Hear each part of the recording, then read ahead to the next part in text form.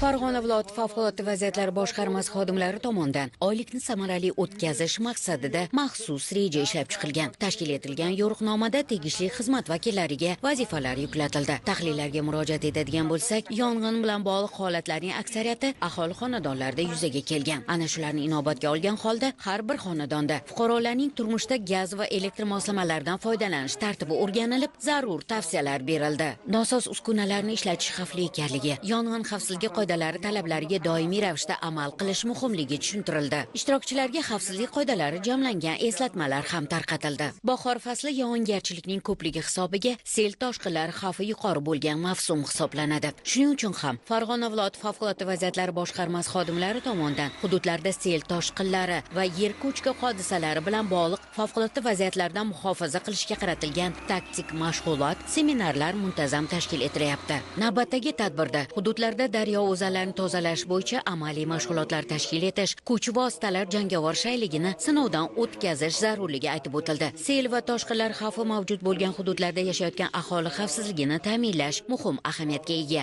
Favqulodda tabiiy ofatlar yuz berganda to'g'ri harakatlanish xavfsizlik garovi ekanligi, sel vaqtida amal qilinishi zarur bo'lgan qoidalar, jabrlanganlarga birinchi tibbiy yordam ko'rsatish kabi masalalar ham muhokama qilindi. Mavsumda bajarilishi zarur bo'lgan tavsiyalar ishlab chiqildi.